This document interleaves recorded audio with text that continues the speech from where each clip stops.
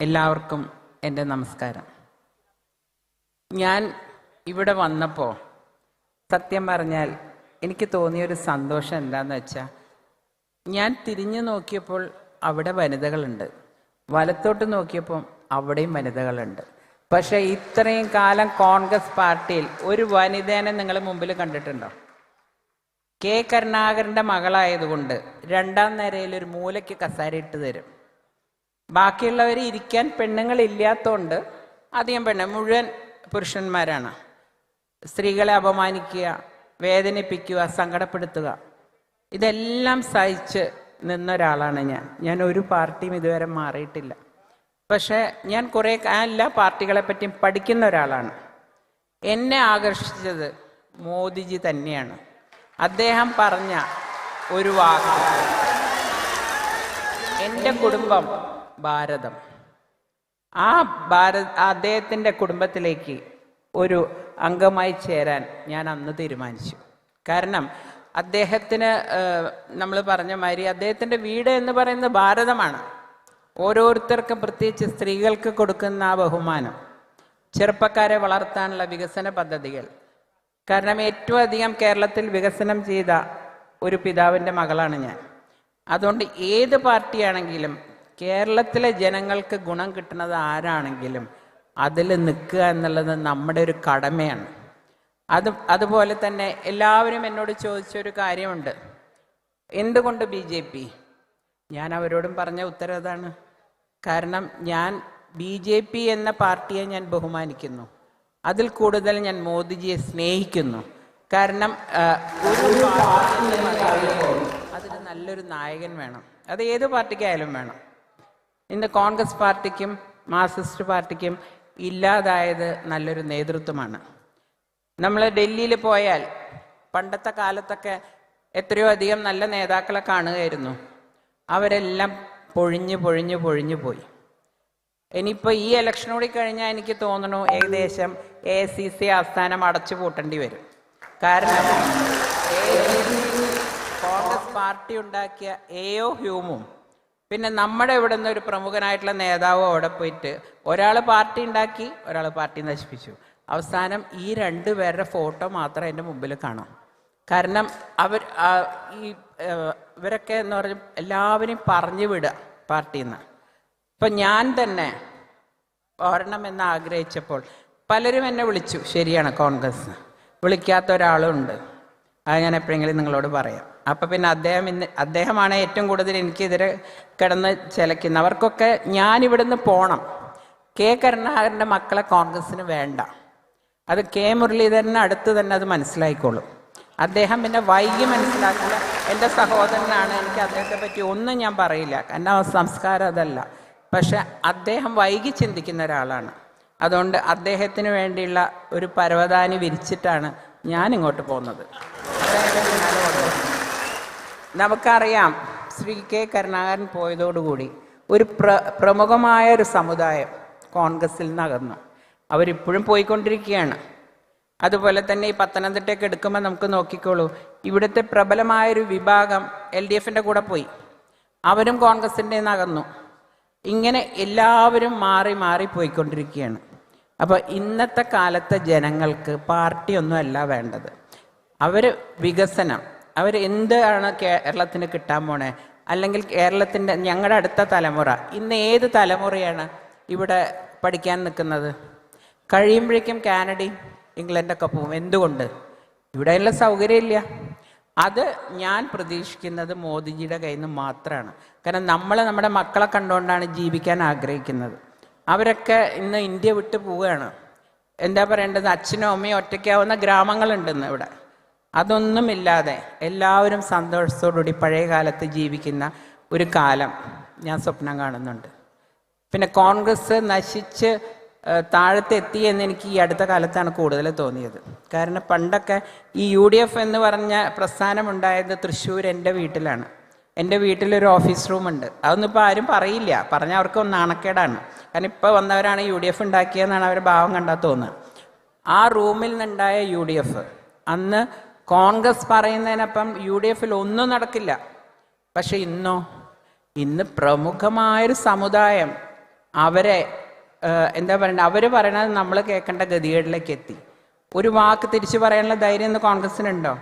ഞാൻ ആ സമുദായത്തെ കുറ്റം പറയില്ല, കാരണം അവരവരുടെ മിടുക്ക് കാണിക്കുന്നു, അവരവരുടെ പാർട്ടി വളർത്തുന്നു, അതിനവരെ നമുക്ക് കുറ്റം പറയാനല്ല ഞാൻ വന്നത്. പക്ഷെ കോൺഗ്രസിൻ്റെ ഗതികേട് പറയുകയാണ് ഞാനിവിടെ. ആ രീതിയിലേക്ക് കോൺഗ്രസ് തരം താണു പോയി. പിന്നെ നിങ്ങൾ വിചാരിക്കണ്ട, ഞാൻ വന്നപ്പോൾ ഇപ്പോൾ ഇന്നലെ പത്മിനി തോമസ് ഒക്കെ തുടക്കമായിട്ടുള്ളൂ. ഞാൻ പറഞ്ഞു എനിക്ക് എല്ലാ ബൂത്തിലും ഒരാളെങ്കിലുള്ള ഒരാളാണ് ഞാൻ. അത് എൻ്റെ എല്ലാ കഴിവുകളും ഞാൻ ഈ പാർട്ടിക്ക് വേണ്ടി ഉപയോഗിക്കും. ഞാൻ ഒരു തിരിച്ചു പോകാൻ വന്നതല്ല. ഞാൻ വളരെ ആലോചിച്ച് തീരുമാനമെടുക്കുന്ന ഒരാളാണ്.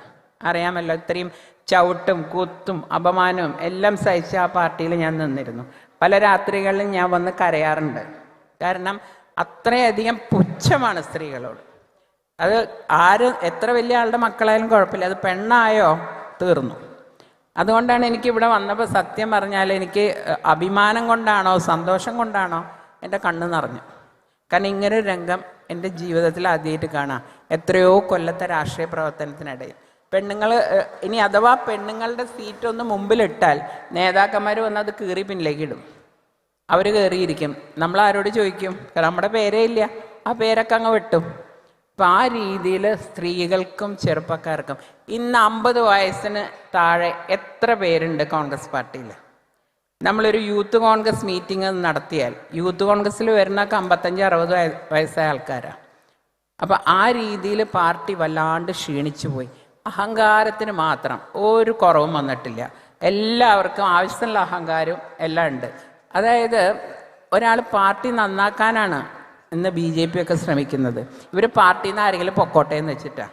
കാരണം പിന്നെ നമുക്ക് മാത്രമായിട്ട് കിട്ടുമല്ലോ. പണ്ടത്തെ കാലത്ത് 2 ഗ്രൂപ്പായിരുന്നു. അത് ഒരു ആരോഗ്യകരമായ മത്സരം അന്നുണ്ടായിരുന്നു. പക്ഷെ ഇപ്പം അങ്ങനെയല്ല, ഓരോ വ്യക്തിക്കും ഗ്രൂപ്പാണ്. രാവിലെ എണീക്കുമ്പോൾ ഞാൻ വിചാരിക്കും, ഈശ്വര എന്ന് ആരെയെ കാണുമോ, കണ്ട് ചിരിച്ചാൽ മറ്റാളെന്നോട് പിണങ്ങി. അപ്പം അതുകൊണ്ട് കഴിയുന്നതും ഞാനിപ്പോൾ ഒന്നിനും പോവാറില്ല. മനസ്സും അടുത്ത് രാഷ്ട്രീയമേ വേണ്ട എന്ന് വെച്ച് പോകാൻ നിന്ന ഒരാളാണ്. പക്ഷേ കുറേ കാലങ്ങളായി സത്യം പറഞ്ഞാൽ മോദിജിയുടെ കാര്യങ്ങളും വികസന കാര്യങ്ങളും, അദ്ദേഹം അമ്പലം മാത്രമല്ല ഉണ്ടാക്കിയിട്ടുള്ളത്. നമ്മൾ പറയാൻ നിന്നാൽ ഒരു ദിവസം മുഴുവൻ ഉണ്ടാവും അദ്ദേഹത്തിൻ്റെ വികസന പ്രവർത്തനങ്ങൾ. ഈ വികസന പ്രവർത്തനം നടത്താൻ വേറെ ഒന്നിനോടും ആഗ്രഹമില്ലാത്ത, എന്താ പറയുക, നമുക്ക് കുടുംബം കുട്ടികൾ എന്നൊക്കെ പറയുമ്പോൾ നമുക്ക് ചെറിയൊരു ഇത് വരും. പക്ഷെ അദ്ദേഹത്തിന് അതൊന്നുമില്ല. അദ്ദേഹത്തിൻ്റെ കുടുംബം എന്ന് പറയുന്നത് ഭാരതമാണ്. അപ്പം ഭാരതത്തിന് വേണ്ടി എന്ത് ചെയ്യാൻ പറ്റും എന്നാണ് അദ്ദേഹം ആലോചിക്കുന്നത്. അതിൽ ആകൃഷ്ടയായിട്ട് തന്നെയാണ് ഞാൻ വന്നത്. ഇനി ആരോടും എന്നോട് എന്തിനാ BJP വന്നതെന്ന് ചോദിക്കേണ്ട, അതിനുള്ള ഉത്തരമാണ് ഞാനിവിടെ പറഞ്ഞത്. പിന്നെ ഞാൻ വന്നതിന് വേറൊരു കാര്യം കൂടി ഉണ്ട്. അനിൽ ആൻ്റണി, ഞങ്ങളുടെ അച്ഛന്മാർ ഗ്രൂപ്പ് നല്ലോണം കളിച്ചിട്ടുണ്ട്. 2 പേര് അത്യാവശ്യം ഗ്രൂപ്പൊക്കെ കളിച്ച ആൾക്കാരായിരുന്നു. പക്ഷെ ഞങ്ങൾ മക്കൾ തമ്മിൽ അന്നും ഭയങ്കര സ്നേഹമായിരുന്നു. ഇവർ ഗ്രൂപ്പ് കളിക്കും, ഞങ്ങൾ സ്നേഹമായിട്ട് ജീവിക്കും. അപ്പം ഞാൻ തൃശ്ശൂർ നിൽക്കുന്ന സമയത്ത് അനിൽ ആൻ്റണി ഞാൻ വിളിക്കാതെ എനിക്ക് വേണ്ടി വർക്ക് ചെയ്യാൻ വന്ന ഒരാളാണ്. അതുകൊണ്ട് ആദ്യം വരുന്നത് അനിലിൻ്റെ അടുത്തേക്ക് ആവണം എന്നെനിക്ക് ആഗ്രഹം ഉണ്ടായിരുന്നു. ഒരു കാര്യം, തൃശ്ശൂരിൽ നിന്ന് വരുന്ന എനിക്ക് എല്ലാ ജില്ലയിലും എനിക്കറിയില്ല. ഒരു കാര്യം എനിക്കറിയാം, ഇപ്രാവശ്യം BJP അക്കൗണ്ട് തുറന്നിരിക്കും. അക്കാര്യത്തിൽ നിങ്ങൾക്ക് ആർക്കും സംശയം വേണ്ട. അത് എത്ര എണ്ണം എന്ന് നോക്കിയാൽ മതി. ഇനി വളരെ കുറച്ച് നാളുകളേ ഉള്ളൂ ഇവിടെ അധികാരത്തിലേക്ക് BJP എത്താൻ. ഞാൻ പലരോടും സംസാരിക്കുന്ന ആളാണ്. എനിക്ക് എല്ലാ പാർട്ടികളിലും ബന്ധങ്ങളുണ്ട്. അവരെല്ലാം ഒരു സമയം നോക്കി നിൽക്കുകയാണ്. എൻ്റെ പിന്നാലെ, ഞാൻ പറഞ്ഞില്ലേ, എൻ്റെ പിന്നാലെ ഇനി പലരും വന്നുകൊണ്ടിരിക്കുക. അതെൻ്റെ മഹത്വമല്ല, ഞാൻ പാവം. കാരണം അവർ പറയണ്ടല്ലോ, പത്മജ പോയതുകൊണ്ട് ഒന്നും സംഭവിച്ചില്ല എന്ന്. പത്മജ പോയതുകൊണ്ട് എന്ത് സംഭവിക്കുന്നു നമുക്ക് ഇലക്ഷൻ കഴിയുമ്പോൾ പറയാം എന്താണെന്നുള്ളത്. വേറെ ഒന്നുകൊണ്ട് ഞാൻ വലിയ ആളായതുകൊണ്ടല്ല. എൻ്റെ ദുഃഖങ്ങൾ ആ പാർട്ടിയിലത്തെ പല പ്രവർത്തകർക്ക് അറിയാം, നേതാക്കൾക്ക് അറിയില്ല. അപ്പോൾ ആ പാർട്ടി പ്രവർത്തകർ വളരെയധികം സങ്കടത്തോടുകൂടി എന്നെ വിളിക്കാറുണ്ട്. അവരെല്ലാം ഇത് കഴിഞ്ഞാൽ ഇതിൻ്റെ പിന്നാലെ പോരും എന്നുള്ള കാര്യത്തിൽ എനിക്കൊരു സംശയമില്ലാത്തതുകൊണ്ടാണ് ഞാൻ പറയണത്. ഈ പാർട്ടി അടുത്ത അസംബ്ലിയിൽ അധികാരത്തിൽ വരും എന്ന് ഞാൻ വിശ്വസിക്കുന്നു. വിശ്വാസമല്ല, ഇത്രയും കാലം കെ കരുണാകരൻ്റെ കൂടെ നിന്ന് പ്രവർത്തനം നടത്തിയതിൻ്റെ ആ പരിചയത്തിലാണ് ഞാൻ പറയുന്നത്. അച്ഛനൊരു രാഷ്ട്രീയത്തിലൊരു എന്താ പറയുക, എല്ലാ കളി അറിയുന്ന ഒരാളായിരുന്നു. അത് മുഴുവൻ കൂടെ ഒന്ന് പഠിക്കാൻ പറ്റിയിട്ടുണ്ട് എനിക്ക്. ഇതുവരെ അത് ഉപയോഗിക്കാനുള്ള സാഹചര്യം കിട്ടിയിട്ടില്ല. അപ്പോൾ കാരണം അവർ സമ്മതിക്കില്ല. അപ്പോൾ തീർച്ചയായിട്ടും പാർട്ടി എൻ്റെ കൂടെ നിന്നാ പാർട്ടിക്ക് വേണ്ടി എത്ര സമയം വേണമെങ്കിലും പ്രവർത്തിക്കാൻ എനിക്കിഷ്ടമാണ്. ബന്ധങ്ങളുണ്ട്, വ്യക്തിബന്ധങ്ങളാണ് ഞാൻ കൂടുതൽ കൊണ്ട് നടക്കാറ്. എന്തുകൊണ്ടാണ് PC ജോർജ് ഏട്ടൻ എന്നെ കുറ്റം പറയാത്തത്? വേറെ ആരും പറഞ്ഞാലും എന്നെ പറയില്ല അദ്ദേഹം, കാരണം എന്നെ അത്ര ഇഷ്ടമാണ്. അപ്പം ആരോ പറഞ്ഞു PC ജോർജ് സാറിനെ നല്ലത് പറയിപ്പിക്കാൻ വേറെ ആർക്കും പറ്റില്ല കേട്ടോ എന്ന്. അപ്പം ഞാൻ പറഞ്ഞു അല്ല, എനിക്ക് അദ്ദേഹത്തിൻ്റെ ഒരു മൂത്ത സഹോദരനെ പോലെ ഇഷ്ടമാണ്. ഇങ്ങനെ ഭയങ്കരമായിട്ട് പറയുന്നവർക്ക് ഉള്ളിലൊന്നും ഉണ്ടാവില്ല. ഞാൻ അതാണ് അദ്ദേഹത്തെ പറ്റി മനസ്സിലാക്കിയിട്ടുള്ളത്. അപ്പം അതുകൊണ്ട് തന്നെ വ്യക്തിബന്ധങ്ങളാണ് നമ്മളെ രാഷ്ട്രീയ ആയാലും എന്തായാലും വ്യക്തിബന്ധങ്ങൾ പ്രധാനമാണ് നമുക്ക്. അതുകൊണ്ട് ആ വ്യക്തിബന്ധങ്ങളും എനിക്കുള്ള ചെറിയ കഴിവുകളും, വലിയ കഴിവെന്നൊന്നും ഞാൻ പറയില്ല. കാരണം ഇപ്പം 7 ദിവസമായി എന്നെ ചീത്ത പറഞ്ഞുകൊണ്ടിരിക്കണു. അങ്ങനെ കഴിവില്ലാത്തതാണെങ്കിൽ എന്നെ എന്തിനാ ചീത്ത പറഞ്ഞാൽ എന്നെ വിട്ടൂടെ? എന്നെ അങ്ങനെ ദിവസവും കാരണം ഉണ്ടാക്കി ചീത്ത പറയാം. ഈ പറയുന്ന ആളുകളാണ് എന്നെ പാർട്ടിയിൽ നിന്ന് പുറത്താക്കിയത്, അറിയോ? നിങ്ങൾ ഏതാളാണ് എനിക്കെതിരെ കൂടുതൽ പറയുന്നതെന്ന് നോക്കിക്കോ, അവരാണ് എന്നെ പുറത്താക്കിയതിൻ്റെ പിന്നിൽ. അതിൻ്റെ കാര്യം എന്നെങ്കിലും ഞാൻ ഇത് തുറന്നു പറയാണ്ട് ഞാൻ ഈ ഭൂമിയിൽ നിന്ന് പോവില്ല. അല്ലെങ്കിൽ അന്നൊക്കെ എല്ലാവരും വിചാരിച്ചു എല്ലാ ചവിട്ടും കുത്തും കൊണ്ട് ഞാനിവിടെ കിടക്കുന്നു. അതില്ലാന്നിപ്പോൾ മനസ്സിലായല്ലോ. അപ്പോൾ എന്തെങ്കിലും തുറന്നു പറയാനുള്ള മനസ്സ് എനിക്കുണ്ട്. അത് പറഞ്ഞിട്ടേ ഞാൻ ഈ ഭൂമിയിൽ നിന്ന് പോവുള്ളൂ. ഇല്ലെങ്കിൽ അങ്ങേ ലോകത്ത് പോയാൽ എനിക്ക് മോശം കിട്ടില്ല എന്ന് വിശ്വസിക്കുന്ന ഒരാളാണ്. അത്രയും ചതികൾ സഹിച്ചിട്ടുണ്ട്. എൻ്റെ അച്ഛൻ സങ്കടപ്പെട്ടും കരഞ്ഞുകൊണ്ടാണ് ഈ ഭൂമിയിൽ നിന്ന് പോയത്. എത്രമാത്രം അപമാനം എൻ്റെ അച്ഛൻ സഹിച്ചിട്ടുണ്ടെന്ന് എനിക്കറിയാം. അപ്പോൾ ഇതെല്ലാം വെച്ചുകൊണ്ടാണ് ഞാൻ പറഞ്ഞില്ലേ, എൻ്റെ അച്ഛൻ ഒരിക്കലും എന്നെ ശപിക്കില്ല. അച്ഛനറിയാം ഞാൻ അത്രമാത്രം സഹിച്ച ഒരാളാണ്.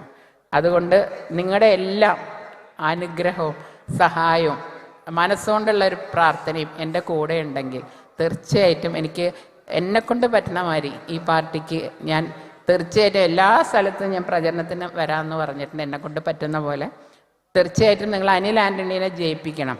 അനിൽ ആൻ്റണിക്ക് രാഷ്ട്രീയം അറിയില്ല എന്ന് പറഞ്ഞവരോട് എനിക്കൊരു ഉത്തരവേ പറയാനുള്ളൂ. ഞങ്ങൾ രണ്ടുപേരും 2 മുഖ്യമന്ത്രിമാരുടെ മക്കളാണ്. ഇനി മുഖ്യമന്ത്രിമാരുടെ മക്കൾ വരും കേട്ടോ, പേടിക്കണ്ട. അടുത്ത് കുറേ പേര് നിൽക്കുന്നുണ്ട്. ഈ ഞങ്ങൾ കുടുംബത്തിൽ ഇപ്പോൾ AK ആൻ്റണി ആണെങ്കിലും K കരുണാകരനാണെങ്കിലും വീട്ടിൽ രാഷ്ട്രീയക്കാരെ പ്രോത്സാഹിപ്പിക്കുന്ന ഒരാളാണ്. ഞങ്ങൾ കണ്ടു പഠിച്ചത് വീട്ടിലെ രാഷ്ട്രീയമാണ്. ഞാൻ ജനിക്കുമ്പോൾ എൻ്റെ പിതാവ് MLA ആണ്. പിന്നെ 5 വയസ്സിൽ ആഭ്യന്തരമന്ത്രി, മുഖ്യമന്ത്രി എല്ലാം ആയതുകൊണ്ട് ഇതൊക്കെ ഇത്രയേ ഉള്ളൂ എന്ന് മനസ്സിലാക്കാനുള്ള ബുദ്ധിയൊക്കെ എനിക്കുണ്ട്.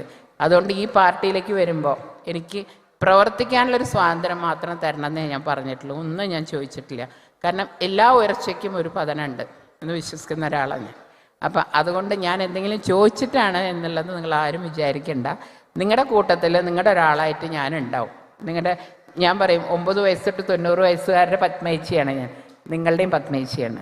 അതുകൊണ്ട് ഈ കുടുംബത്തിൽ വന്നതിന് എനിക്ക് വളരെ സന്തോഷമുണ്ട്. നിങ്ങളുടെ കുടുംബത്തിലെ ഒരാളായി എന്നെ അംഗീകരിക്കണമെന്ന് മാത്രം പറഞ്ഞുകൊണ്ട് അനിൽ ആൻ്റണീനെ ജയിപ്പിക്കണം, അതെൻ്റെ അനിയനാണ് എന്ന് പ്രത്യേകം പറഞ്ഞുകൊണ്ട് ഞാൻ എൻ്റെ വാക്കുകൾ നിർത്തുന്നു. നന്ദി.